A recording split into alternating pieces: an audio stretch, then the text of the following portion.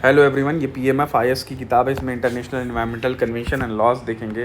तो ये इन्वायरमेंट के लिए बहुत इंपॉर्टेंट टॉपिक है, बहुत अच्छा टॉपिक है। तो ये PCS में भी आपके काम आ सकता है।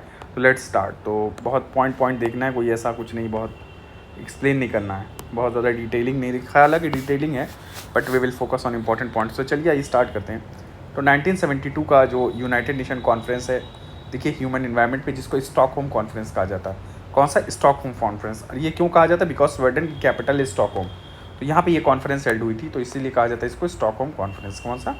Stockholm conference. और it mark the emergence of international environmental law. तो इसके आने की वजह से इंटरनेशनल इन्वायरमेंट लॉ जो है, आप इसकी शुरुआत यहीं से हो गई। ठीक है, ठीक। देन जो the participants adopted the Stockholm declaration and action plan for human environment के लिए। ठीक है, ये सारी चीज़ें तो 1972 की बात है। कब की? 1972 की बात है, जब स्टॉकहोम कॉन्फ्रेंस आया और लोग पार्टिसिपेट किए इसमें। ठीक है, स्टॉकहोम स्वीडन। ठीक, आइए आगे देखा जाए। स्टॉकहोम डिक्लेरेशन को कहा जाता है डिक्लेरेशन ऑन ह्यूमन राइट। ठीक है, और इसके 26 प्रिंसिपल होते हैं ताकि प्रिजर्व किया जाए और इन्हांस किया जाए नेचुरल इन्वायरमेंट को। तो preservation and enhancement of the natural environment. जैसे प्रिंसिपल्स क्या है? राइट टू इन्वायरमेंट है, फंडामेंटल राइट है इंडिविजुअल का राइट टू इन्वायरमेंट, तो क्लीन इन्वायरमेंट सबको मिले। तो नेचुरल रिसोर्स को सेफगार्ड करना, दूसरा है नेचुरल रिसोर्स को सेफगार्ड करना। क्या करना? For the benefit of present और future generation, that is sustainable development. तो आप रिसोर्स को सेफगार्ड करिए। Earth capacity to produce renewable energy must be maintain, ताकि अर्थ ऐसे ही रिसोर्स बनाता रहे। वाइल्ड लाइफ को सेफगार्ड किया जाए। ठीक है, नॉन रिन्यूएबल सोर्सेज जो हैं, रिन्यू नहीं हो पा रहे, उनको exhaust must be shared and not exhaust नहीं करना है। ठीक है, नॉन रिन्यूएबल, क्योंकि इनको मिलियंस ऑफ ईयर्स लग जाते बनने में। ठीक है, pollution must not exceed the environment's capacity to clean itself. ठीक, तो पॉल्यूशन इतना ज़्यादा ना हो जाए कि इन्वायरमेंट की जो खुद की क्लीनिंग कैपेसिटी है वो डिक्रीज़ कर जाए। फिर मरीन पॉल्यूशन को प्रिवेंट करना है, मरीन पॉल्यूशन नहीं होना चाहिए। अर्थ को कंड्यूसिव बनाना है ह्यूमंस के लिए, सोशियो इकोनॉमिक डेवलपमेंट के लिए। डेवलप कंट्रीज़ हेल्प करें अंडर डेवलप कंट्रीज़ को to tackle under development and natural calamities को। कौन करे help? Develop countries. Then develop countries must maintain price stability और availability of raw material for environment management. फिर environment policy बनाई जाए ऐसे, it must not hamper development. तो development को हैम्पर नहीं करिए। ठीक है, तो आप ऐसी इकोनॉमिक पॉलिसी, इन्वायरमेंट पॉलिसी बनाइए, तो आप रिसोर्स का यूज़ करिए पर एफिशिएंट वे में। ठीक है, और जिससे एडवर्स इम्पैक्ट जो पड़े इन्वायरमेंट पे वो कम हो। Sufficient resource should be available, developing countries के लिए रिसोर्स हो। States should not adopt an integrated and coordinated approach. States should adopt integrated और coordinated approach, ताकि डेवलपमेंट हो, प्रोजेक्ट्स ताकि प्रोटेक्ट कर सकते हैं, इन्वायरमेंट इम्प्रूव करें। तो इंटीग्रेटेड और कोऑर्डिनेटेड अप्रोच, एक दूसरे के साथ मिलकर काम किया जाए। नेशनल प्लानिंग है, ये बहुत ज़रूरी होती है इन्वायरमेंटल प्रोटेक्शन के लिए। फिर ह्यूमन सेटलमेंट्स और अर्बनाइजेशन, मतलब अर्बनाइजेशन हो रहा है, लोग एक जगह इकट्ठा हो रहे हैं, इंडस्ट्रीज़ खुल रही हैं। ठीक है, modern way of life develop हो रही है। ठीक, बेटर फैसिलिटीज़ है। एक तरफ तो अर्बनाइजेशन में स्लम्स होते हैं, दूसरी तरफ लोग बहुत अच्छी, तो एक इनइक्वालिटी भी बहुत ज़्यादा देखी जाती है अर्बनाइजेशन में। तो देखिए यहाँ लिखा है ह्यूमन सेटलमेंट्स और अर्बनाइजेशन मस्ट बी प्लान। तो इसको ऐसा प्लान किया जाए ताकि इन्वायरमेंटल प्रॉब्लम ना हो सके। अप्रोप्रिएट पॉपुलेशन पॉलिसी बनाया जाए ताकि इन्वायरमेंटल कंसर्न्स और डेवलपमेंट नीड्स को मीट। देखिए ज़्यादा पॉपुलेशन होगी तो ज़्यादा रिसोर्स चाहिए होगा, ज़्यादा सारी चीज़ें। देखिए वन ऑफ द रीज़न है पॉपुलेशन। ठीक है, सारा रीज़न तो नहीं, but one of the reason is population. तो बैलेंस्ड इन्वायरमेंट होना बहुत ज़रूरी है उसके लिए, और डेवलपमेंट नीड्स को बैलेंस किया जाए। ठीक है, पॉपुलेशन बढ़ती पॉपुलेशन के साथ। तो नेशनल इंस्टीट्यूशन एक बनाया जाए ताकि इन्वायरमेंटल रिसोर्स को मैनेज कैसे किया जाए, कैसे प्रिवेंट किया जाए, ये सारी लोगों को अवेयरनेस किया जाए। तो ये देखिए, create awareness upon environmental matter. States must promptly inform potentially affected parties about the activities with significant adverse cross border environmental effect क्या है, इसके बारे में पता होना चाहिए। फिर देन साइंटिफिक रिसर्च, तो R&D। तो देखिए रिसर्च एंड डेवलपमेंट की यहाँ बात की गई है। ठीक है, तो किसकी बात की गई है? Research and development. इसमें रिसर्च और डेवलपमेंट हो, कैसे इन्वायरमेंट प्रॉब्लम्स को मिटिगेट किया जाए, how to mitigate the problems. ठीक, ये सारी चीज़ें। Then legal control of acid rain हो, ग्रीन हाउस इफेक्ट दोनों। देखिए international laws on liability and compensation की बात की गई है फॉर विक्टिम्स। तो जो भी विक्टिम्स हैं इन्वायरमेंटल पॉल्यूशन के, ठीक है, जो भी विक्टिम्स आ रहे हैं उनके इंटरनेशनल लॉ में लायबिलिटी और कंपनसेशन दिया जाए। फिर then enhance international law on liability and compensation, then implement international community standard, ठीक है, that are not against the developing states interest। State should take action for protection and improvement in environment on equal footing. तो states को बराबर का हक, बराबरी से ये लोग प्रोटेक्ट करें इन्वायरमेंट को। इक्वल फूटिंग मतलब बराबर बराबर रोल हो सबका। And state should protect the environment against pollution by appropriate mean, ये सब सारी वेपन्स ऑफ मास डिस्ट्रक्शन को भी डिस्ट्रॉय किया जाए, इससे भी पॉल्यूशन हो रहा है। तो ये सारी चीज़ें थी। स्टॉकहोम कॉन्फ्रेंस से हुआ क्या कि एक मोटिवेट किया कंट्रीज को including India to create environmental ministries and agencies. तो भाई क्या हुआ स्टॉकहोम कॉन्फ्रेंस से कि इन्वायरमेंटल मिनिस्ट्रीज और एजेंसीज ये सब सारी जो चीज़ें हैं, ये डेवलप होने लगी। ठीक। द डिपार्टमेंट ऑफ इन्वायरमेंट 1980 में क्रिएट हुआ। क्या हुआ 1980 में डिपार्टमेंट ऑफ इन्वायरमेंट क्रिएट हुआ। फिर देखिए मिनिस्ट्री ऑफ, यहाँ पे देखिए ministry of environment and forest 1985। तो फिर 1985 में ministry of environment and forest आ गया और डिपार्टमेंट ऑफ इन्वायरमेंट 1980 में। तो ये सब इसी के इफेक्ट्स थे स्टॉकहोम कॉन्फ्रेंस के। और 2014 में MOEF का नाम चेंज करके MUFCC रख दिया जाए। ठीक है, ministry of environment forest and climate change. फिर देखिए स्टॉकहोम कॉन्फ्रेंस से क्या हुआ, UNEP का गठन हो गया। ठीक है, स्टॉकहोम कॉन्फ्रेंस से क्या हुआ, UNEP का गठन हुआ। तो ये सारी चीज़ें थी। देखिए आगे यूनाइटेड नेशन इन्वायरमेंट प्रोग्राम, इसके बारे में पढ़ते हैं। ये क्या है, एक एजेंसी है यूनाइटेड नेशन की, कोऑर्डिनेट करती है यूएन्स डेवलपमेंट इन्वायरमेंटल एक्टिविटीज़ को। ये डेवलपिंग कंट्रीज़ को हेल्प करती है ताकि इन्वायरमेंटली साउंड पॉलिसी और प्रैक्टिस यूज़ कर सकें, साउंड पॉलिसी बना सकें। इसके पास रिस्पॉन्सिबिलिटी है इन्वायरमेंटल प्रॉब्लम्स की अमंग द UN एजेंसीज़। तो UN एजेंसीज़ के अंदर it has overall responsibility for environment problem among the UN agencies.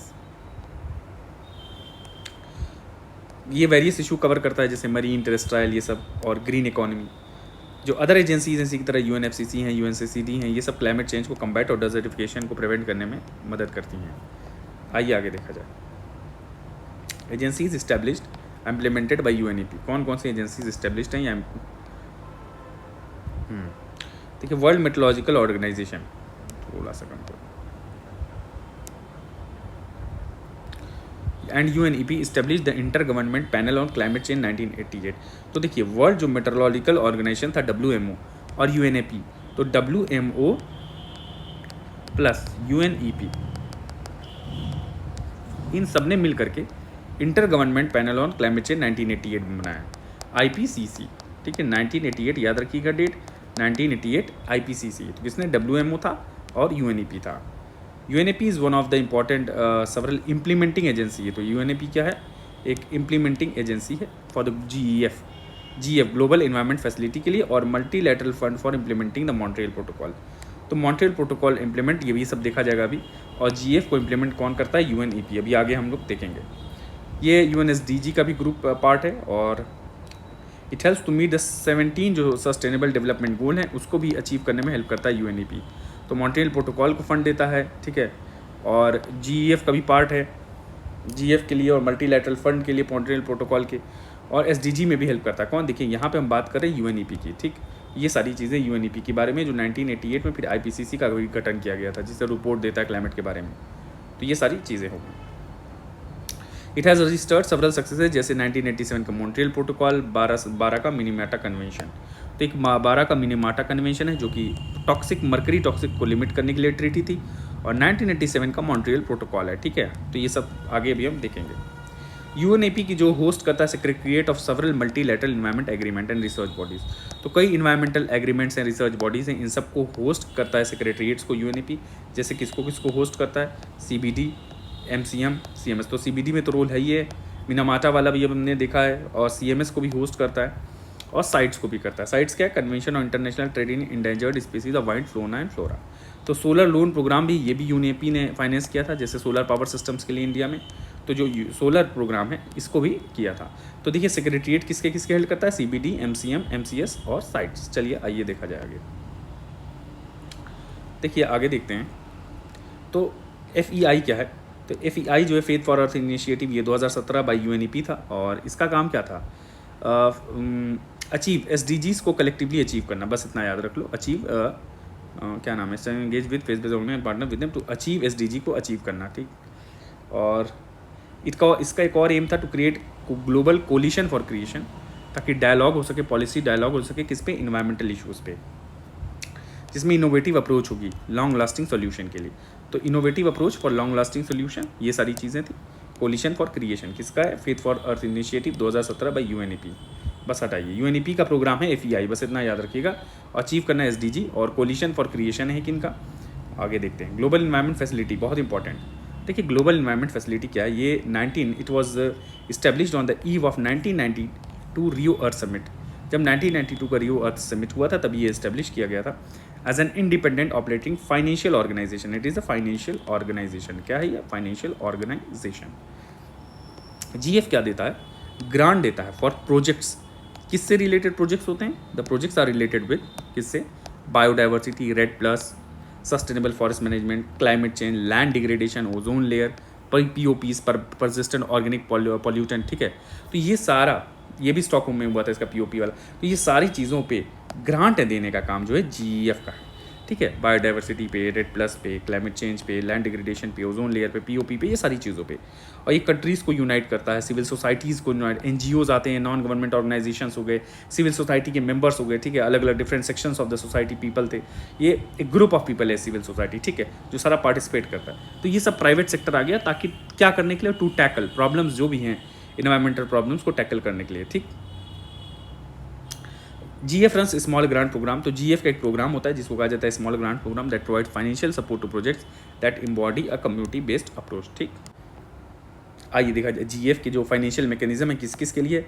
तो GF serves as a financial mechanism for the following convention. कैसा, CBD के लिए है, और UNFCCC में फाइनेंसिंग का, ये तो आप देख ही लियो। ठीक है, और UNCCD का भी है। ठीक, डेजर्टिफिकेशन कम्बाइट करने के लिए। तो UNCCD, CBD, POPs वाला हो गया था, परसिस्टिंग ऑर्गेनिक पॉल्यूटेंट, और मिनामाटा। तो मिनामाटा के लिए तो मिनामाटा के लिए UNEP भी था।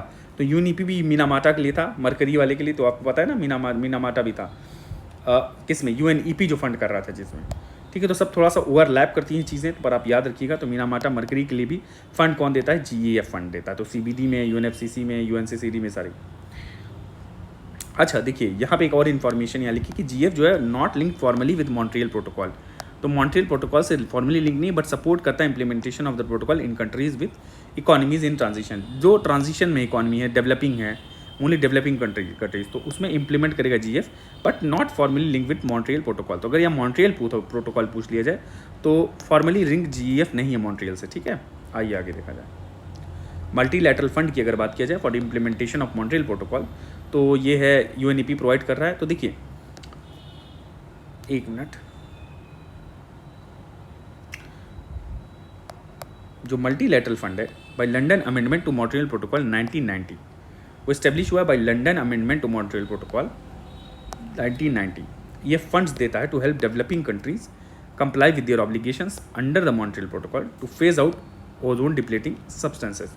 तो इसका क्या काम है, फंड देगा डेवलपिंग कंट्रीज को। ठीक है, किस लिए, टू कंप्लाई द ऑब्लिगेशंस, जो मॉन्ट्रियल प्रोटोकॉल के अंदर ऑब्लिगेशंस है, जो करना है, मॉन्ट्रियल प्रोटोकॉल के प्रिंसिपल्स को जो फॉलो करना ऑब्लिगेशन है कि करना ही करना, ताकि आप ओजोन डिप्लेटिंग सिस्टम्स को, ठीक है, फेज आउट कर सकें, निकाल सकें, अग्रीड अपॉन शेड्यूल। ठीक है, एक टाइम लिमिट सेट की गई है। तो countries eligible for the assistance are those with annual per capita consumption of ODS less than 3 point. तो जो भी कंट्रीज एलिजिबल हैं फॉर असिस्टेंस के लिए, वो कौन कौन है, जिनकी पर कैपिटा कंजम्पशन जो है ओजोन डिप्लेटिंग सब्सटेंस की 0.3 kg पर ईयर से कम है। और इनको कहा जाता है आर्टिकल 5 कंट्रीज, जिसमें इंडिया भी आएगा। तो आर्टिकल 5 कंट्रीज जिसमें इंडिया भी आ गया। तो ये सारा ओजोन डिप्लेटिंग सब्सटेंस में हो गया। ठीक, देखिए एजेंसीज जिनके साथ GF काम करता है फंडिंग के अलावा, वो UNDP है, UNEP है, world bank, FAO, ADB, IFAD, WWF, ठीक है, world wide fund for nature conservation international, IUCN, ये सारों के साथ मिल करके ये काम करता है। क्या, GEF, ये 18 एजेंसीज के साथ मिल करके सारा काम करता है। ठीक है, यदि कुछ क्वेश्चन आंसर था GF के बारे में कि क्या है ग्लोबल, इट्स ऑफ फाइनेंशियल में CBD, UNFCCC, तो ये तो बात सही थी।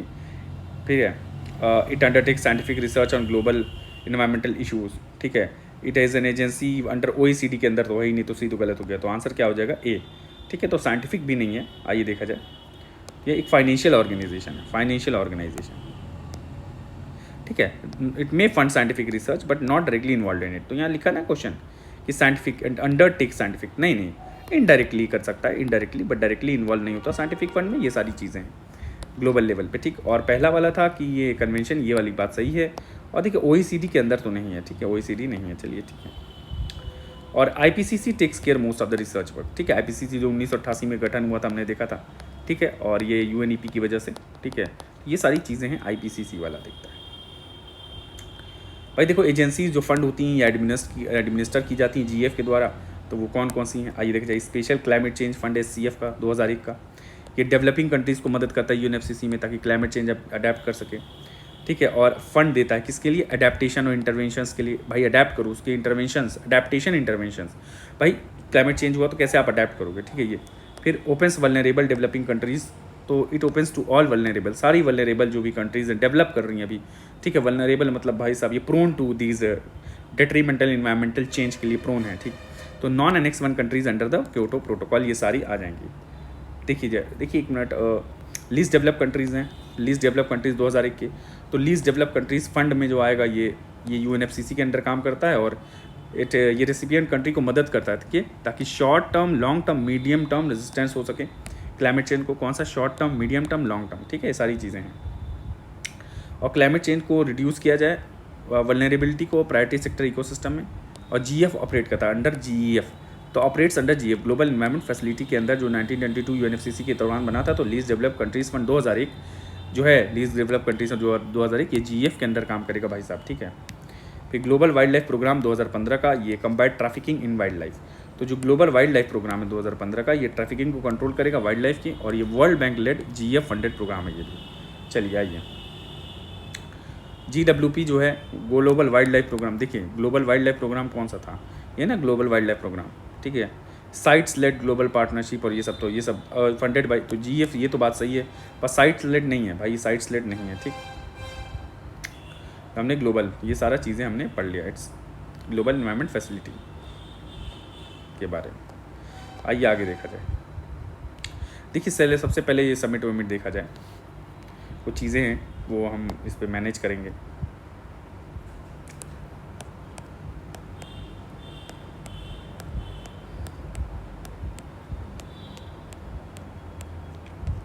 वेट अ मिनट, थोड़ा सा कुछ और चीज़ें देखा जाए।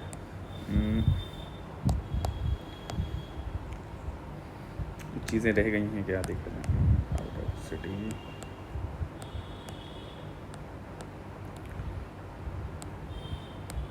कन्वेंशन ऑफ बायोडाइवर्सिटी, इसमें तो सब मेंशन किया हुआ है। National park, eco sensitive zone, sites, traffic,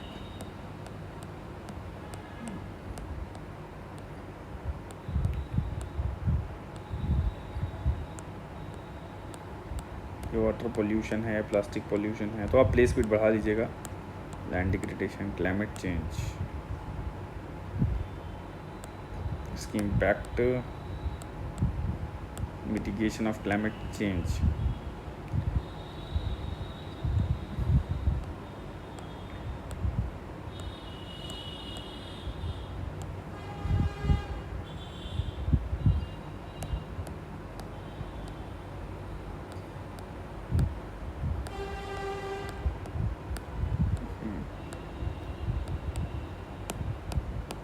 चलिए तो वहीं से हम लोग कंटिन्यू करते हैं।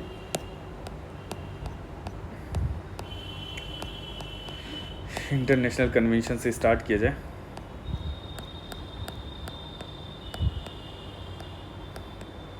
इसमें बायोडाइवर्सिटी में मैं कुछ आपको दिखाना चाह रहा था, ताकि ये हो जाता वाइल्ड लाइफ कंजर्वेशन के लिए साइट्स और ये सब ही है।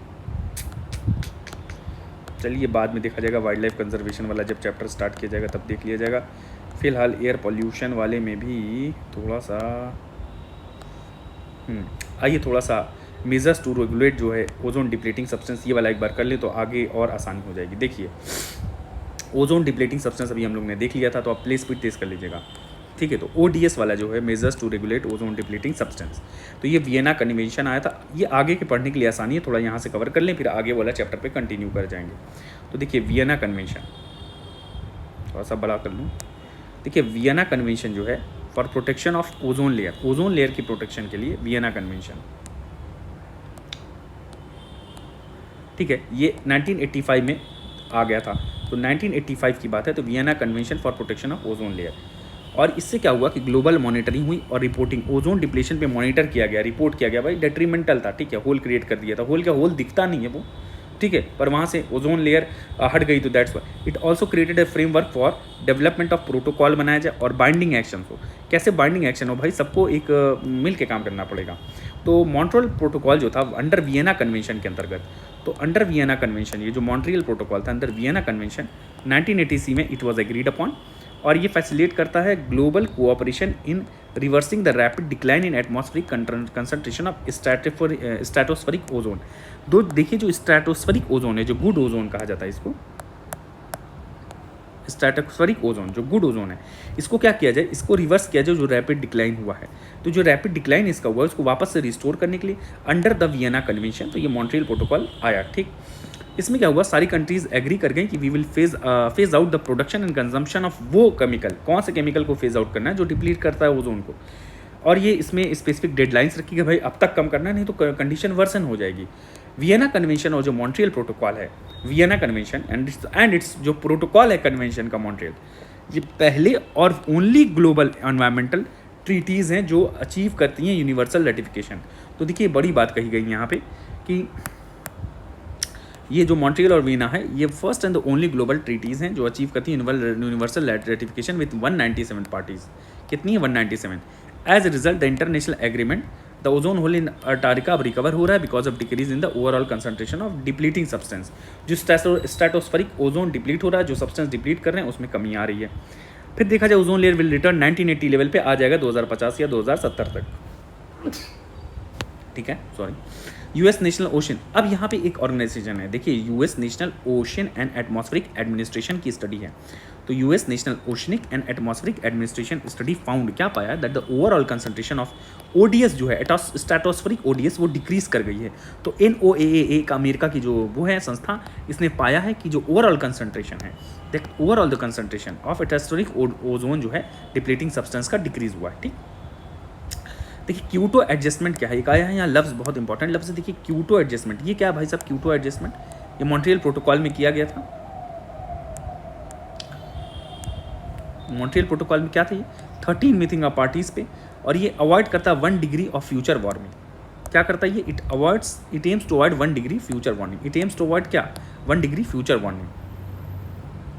वार्मिंग। ठीक है, तो 1 डिग्री फ्यूचर वार्मिंग को अवॉइड करना, that is the Kyoto adjustment किया गया था, मेड अंडर मॉन्ट्रियल प्रोटोकॉल। कब हुआ था ये, देखिए ये डेट इंपॉर्टेंट याद कर लीजिएगा। देखिए ठीक है, 2018 में, और ये हुआ था भाई साहब इक्वेडर, ठीक है, इक्वेडर में 2018 में। ठीक है, बस इतनी सारी चीज़ें।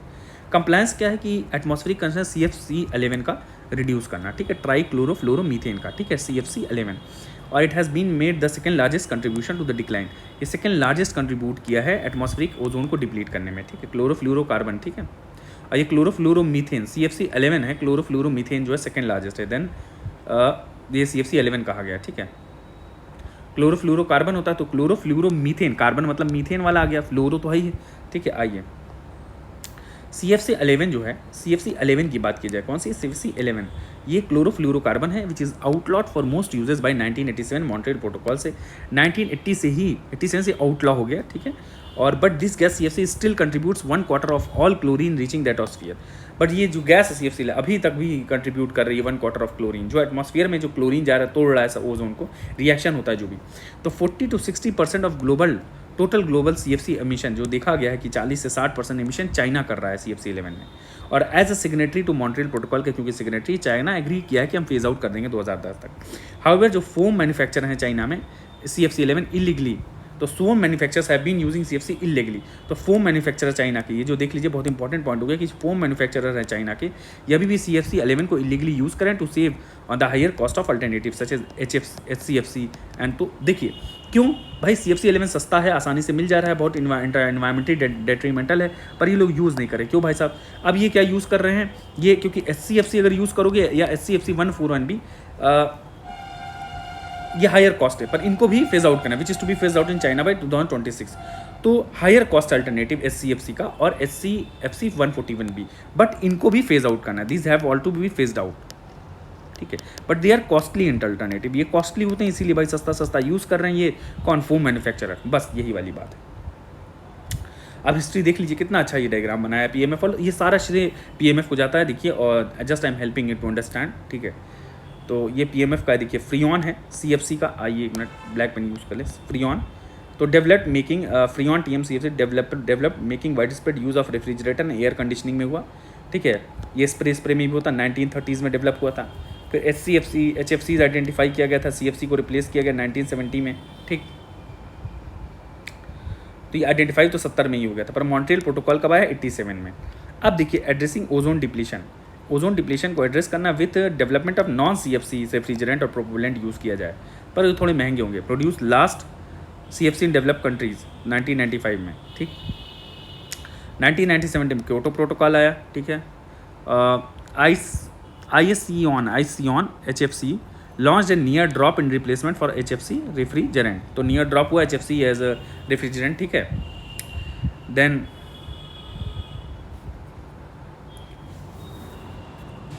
तो आइसियन जो हो गया, जैसे ये आइसियन है तो ये नॉन ओजोन डिप्लीटिंग है, ये सब नॉन ओजोन डिप्लीटिंग, ठीक है।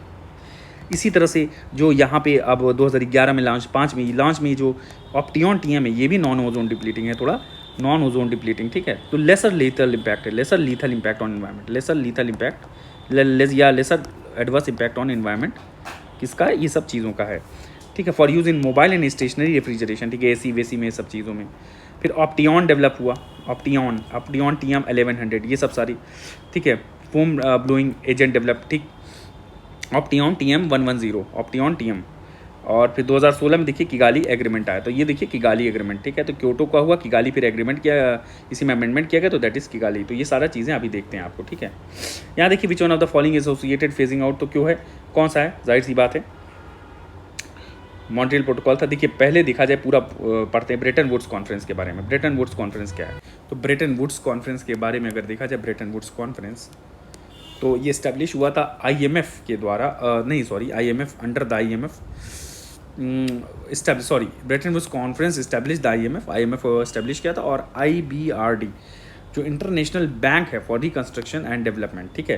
तो IBRD और IMF का जो इस्टेब्लिशमेंट किया, ये ब्रेटन वुड्स कॉन्फ्रेंस हुआ। मॉन्ट्रियल प्रोटोकॉल जो था एक लीगली बाइंडिंग था, भाई बहुत ज़रूरी था CFCs पे कंट्रोल करना, तो एक इंटरनेशनल ट्रीटी थी ताकि ओजोन को प्रोटेक्ट किया जाए। फिर क्योटो प्रोटोकॉल जो था, ये मॉन्ट्रियल प्रोटोकॉल के बाद फिर देखिए क्योटो प्रोटोकॉल क्या था, जो ऑब्जेक्टिव ऑफ UNFCCC जो कंट्रोल ऑब्जेक्टिव था उसको इम्प्लीमेंट करना, किसके ऑब्जेक्टिव को? UNFCCC के।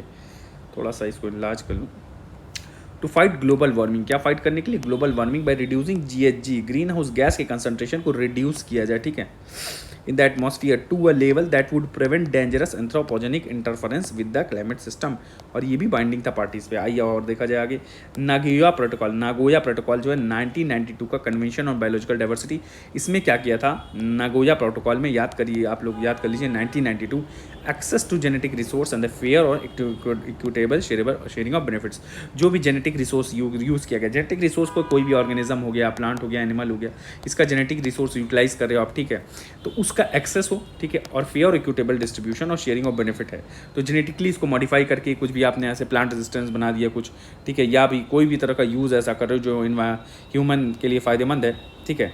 तो ये चीज़ें जो है नागोया प्रोटोकॉल में, उसका शेयरिंग इक्विटेबल और शेयरिंग बेनिफिट और इसका एक्सेस टू जेनेटिक रिसोर्स, इस पर नागोया प्रोटोकॉल आया था, ठीक है, 1992 CBD। किगाली एग्रीमेंट हुआ था, ये अमेंडमेंट हुआ था, ये मॉन्ट्रियल प्रोटोकॉल का अमेंडमेंट था, ये 2016 में किया गया। क्या हुआ इसमें कि in the 28th meeting of parties 2016 में to the Montreal protocol, negotiator आए थे 197 में से, इन्होंने अमेंडमेंट एक एग्रीमेंट पे अमेंडमेंट किया ताकि किगाली, जिसको कहा गया कैपिटल सिटी ऑफ रवांडा की कैपिटल सिटी किगाली, याद करिए Kigali capital city of Rwanda, तो इस पर अमेंडमेंट हो गया। द किगाली अमेंडमेंट में क्या था मॉन्ट्रियल प्रोटोकॉल में? To aims to phase out the use of potent green house gases called, ठीक है, जैसे हाइड्रोफ्लोरोकार्बन को भी रिड्यूस किया जाए, which are widely use, AC में बहुत ज़्यादा इस्तेमाल किया जा रहा था, किसका? हाइड्रोफ्लोरोकार्बन का, तो इसको रिड्यूस किया गया। It is legally binding agreement था between the signatory parties with non compliance measure. तो इसमें मेजर्स कौन से थे? नॉन कंप्लायंस मेजर थे, पर it was a legally binding treaty, और ये 1 जनवरी से इफेक्ट में आ गया था 2019। और the parties are expected to reduce the manufacture और यूज़ ऑफ HFC को, आप मैन्युफैक्चरिंग और यूज़ को कम करिए बाई 80 to 85%, ठीक है, रिस्पेक्टिव बेस लाइन से, टिल 2045 तक आपको ख़त्म करना है ये। तो reduce the manufacturing use of HFC, ठीक है, 88। It is also a green house gas HFC, hydrofluorocarbon, ठीक है। हाइड्रोक्लोरोफ्लोरोकार्बन था जो एसी वेसी में सब यूज़ हो रहा था बाद में, क्योंकि महंगा था तो क्लोरोफ्लोरोकार्बन चाइनीज़ कंपनी यूज़ कर रही थी, ये सब हमने देख लिया। एसी जनरेट क्या जनरेट करती है? Urban heat island effect. अब क्या होता है, एसी जो होता है क्या, इट एग्जैरबेट बढ़ा देता urban heat island effect, making cities को इनहॉस्पिटेबल, रहने लायक नहीं, स्पेशली फॉर द पुअर।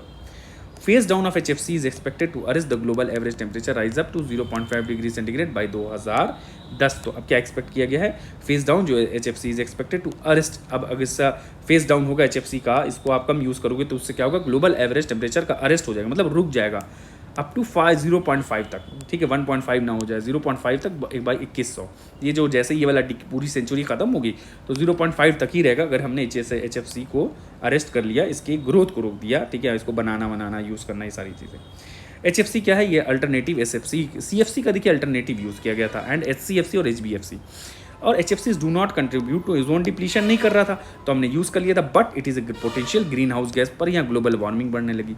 अच्छा, चाइनीज़ कंपनी थी, उसमें देखो वो जो फोम बनाने वाली CFC यूज़ कर रहे थे, पर ये इस पे आते नहीं क्योंकि महंगा, बट जो लोग जी इस पे शिफ्ट कर गए उनसे क्या हुआ, ग्लोबल वार्मिंग की भी दिक्कत आने लगी। तो आप ये देखो कि जो भी आप अल्टरनेटिव यूज़ कर रहे हो, क्या भैया उसका क्या एडवर्स इंपैक्ट है, वो सेफ़ है तो alternative you are using it is safe और नॉट, इस पर भी रिसर्च होनी चाहिए, सब सारी चीज़ों पर काम।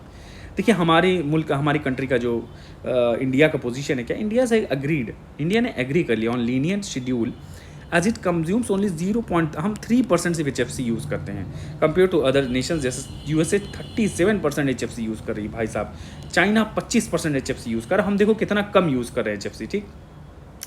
And India has to reduce HFC use by 80% by the year 2047 तक, और हम 80% रिड्यूस भी कर देंगे। तो क्या है यहाँ पे, India has to reduce the HFC use by 80%, जितना भी हम कंज्यूम करें उसका भी 80% कर देंगे, तो भैया हम लोग तो बहुत सही हैं।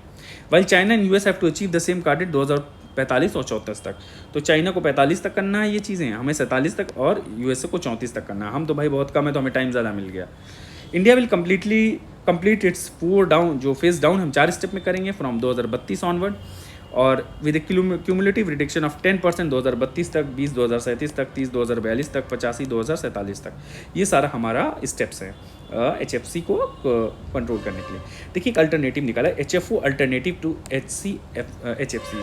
तो यहाँ एक HFO आया, HFO ये स्टैंड्स फॉर हाइड्रोफ्लोरो ओलेफिन। तो क्या है ये, हाइड्रोफ्लोरो ओलेफिन। तो HFO रेफ्रिजरेंट्स में क्या क्या होता है, इसमें हाइड्रोजन होती है, फ्लोरीन होती है, कार्बन होता है। तो भाई साहब इसमें क्या क्या हुआ, हाइड्रोजन और फ्लोरीन और कार्बन हुआ, but contain at least 1 double bond within carbon atom. तो कार्बन एटम में के बीच में जब कार्बन में डबल बॉन्ड एटलीस्ट एक होएगा ही होएगा, ठीक है।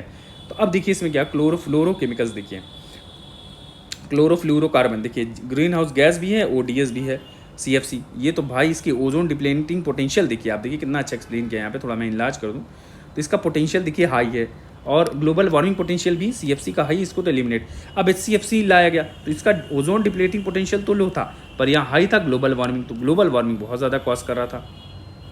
फिर जो HFC आया, हाइड्रोफ्लोरोकार्बन, ठीक है, तो ये तो बहुत हाई था इसका ग्लोबल वार्मिंग पोटेंशियल, हालांकि इसका ODS पोटेंशियल कम था, ठीक है। देन हाइड्रोफ्लोरो ओलेफिन आया है, तो ये जो एक बेस्ट अल्टरनेटिव पाया गया हाइड्रोफ्लोरो ओलेफिन। क्यों, इसके हाइड्रोफ्लोरो ओलेफिन से क्या हुआ कि ओजोन तो कम डिप्लीट हो ही रहा है और ग्लोबल वार्मिंग पोटेंशियल भी इसका कम है, तो इसको सेफ माना गया, ठीक है। हाइड्रोफ्लोरो, आप HFOs याद कर लीजिए, हाइड्रोफ्लोरो ओलेफिन आजकल यूज़ हो रहा है, इसको यूज़ करना। चलिए आइए देखा जाए the ozone depleting substance, ODS rules. तो इसके रूल्स क्या हैं, देखिए जो रूल्स हैं ये किसके जुरिस्डिक्शन में आता है, ये आता है jurisdiction of environmental protection act, और ये जिसमें डेडलाइन बनाई गई है कि भाई अब तक आपको ख़त्म कर देना है, ODS को ख़त्म कर देना है। अब आप रेगुलेट भी करोगे क्या, रेगुलेशन भी इसमें किस चीज़ का रेगुलेशन है, आप बनाओगे नहीं, इसका ट्रेड नहीं करोगे, इंपोर्ट नहीं करोगे, एक्सपोर्ट नहीं करोगे, कितने भी ODS हैं, तो इसको भी रेगुलेट किया गया है इन्वायरमेंटल प्रोटेक्शन एक्ट के तहत, ठीक है। ये क्या करता है, प्रोहिबिट करता है CFC यूज़ का, ठीक है, बियॉन्ड 1 जनवरी 2030, ठीक है, except in meter dose inhaler. तो जहाँ मीटर डोज इन्हेलर है उसको छोड़ करके बाकी हर जगह यूज़ होगा, कई जगह बहुत। देखिए क्योंकि मेडिकल पर्पस के लिए तो यहाँ पे थोड़ी सी छूट और रियायत दे दिया क्योंकि हेल्थ के रिलेटेड है। यूज़ ऑफ हेलोन की प्रोहिबिटेड है, हेलोन भी नहीं यूज़ किया जाए। अदर ODS जैसे CCl4, methyl chloroform and CFCs for meter dose inhalers are prohibited after 1 January 2010।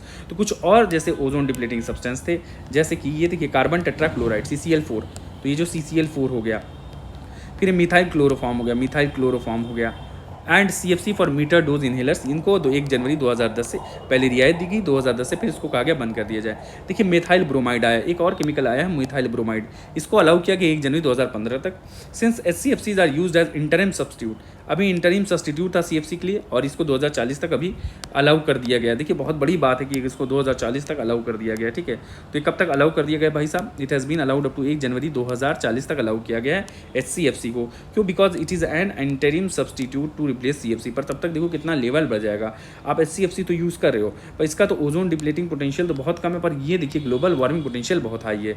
ये जो हम बात कर रहे हैं HCFC की, देख रहे हो आप यहाँ पे तो ये चीज़ें हैं और 2040 तक इसको अभी छूट दी गई है। देखिए यहाँ पे छूट जो दी गई है, they are allowed up to 1 January 2040, तो बहुत लंबा समय हो गया ये। आइए इंडिया फेजेज आउट, इंडिया क्या फेज आउट कर दिया है? ओजोन डिप्लीटिंग HCFC 141b, तो India phases out HCFC 141b को फेज आउट कर लिया गया है। तो India has phased out HCFC 141b को फेज आउट कर लिया है, जो कि फोम मैन्युफैक्चरिंग में इस्तेमाल होता था और ग्रिड पॉली और रिजिड पॉलीयूरीथेन फोम में, काहे में? तो प्रोड्यूस रिजिड पॉलीयूरीथेन फोम। तो रिजिड पॉलीयूरीथेन फोम में हम लोग HCFC 141b यूज़ किया करते थे, तो इसको एलिमिनेट कर लिया गया है, ठीक है। आइए आगे देखा जाए। तो पॉलीयूरीथेन फोम सेक्टर जो है लिंक है इंपॉर्टेंट इकोनॉमिक सेक्टर से। अब ये कहाँ यूज़ होता है? कोल्ड चेन इंफ्रास्ट्रक्चर में, कोल्ड स्टोरेज में, कॉमर्शियल रेफ्रिजरेंट, तो ये सब सारी चीज़ों में यूज़ हो रहा था। तो अब इसको भी हमने कंट्रोल कर लिया HCFC 141b को। ये प्रोहिबिट हुआ 1 जनवरी 2020 से। याद करिएगा कि 1 जनवरी 2020 से इसको पॉलीयूरीथेन को प्रोहिबिट कर लिया गया है। ये ओजोन डिप्लीटिंग सब्सटेंस में under ozone depleting substance regulation and amendment rule, तो कौन सा रूल आया था भाई साहब? यहाँ पे ये रूल आया था ozone depleting substance regulation and amendment rule 2019 के अंतर्गत इसको बैन कर लिया गया है।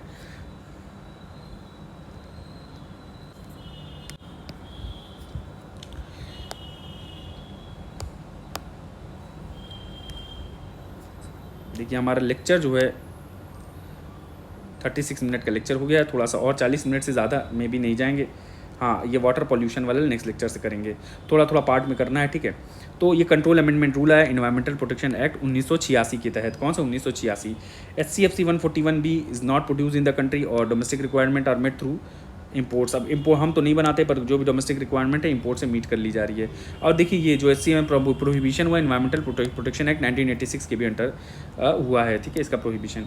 फिर India is previously phased out chlorofluorocarbon, CCl4, halon, methyl bromide, methyl, हमने ये सब कंट्रोल कर लिया है।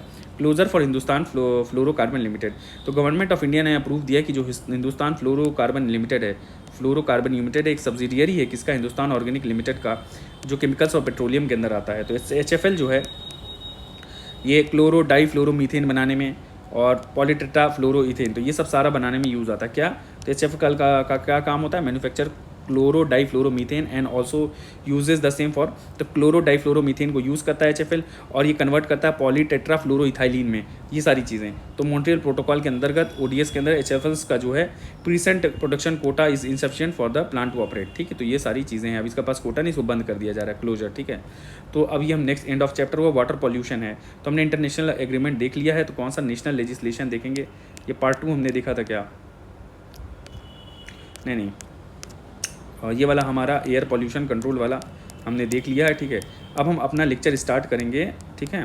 ओ सॉरी, जो हमारा पिछला लेक्चर था जो हम कर रहे थे, ये वाला हमारा था, क्या नाम है, जल्दी से इसको दिखाते हैं आपको। एयर पॉल्यूशन तो हमारा ये हो गया, तो ये वाला टॉपिक हमारा भी हो गया है। अब हम अगला वाला शुरू करेंगे ताकि आपकी आसानी हो। इसका था, कहाँ गया हमारा, इंटरनेशनल लेजिस्लेशन। तो ग्रीन हाउस गैस भी थे, इसके बारे में भी कुछ देखना चाहिए था हम लोगों को, चलिए देखा जाएगा बाद में। देन ग्रीन क्लाइमेट चेंज पे काफ़ी चीज़ें आई हैं इसमें। देखिए IPCC रिपोर्ट्स हैं, क्लाइमेट चेंज इम्पैक्ट है। देखिए इंटरनेशनल लॉ हम देख रहे थे और जो UNEP में एजेंसीज़ थी, तो ये सब हमने देख लिया था, UNEP में एजेंसीज़।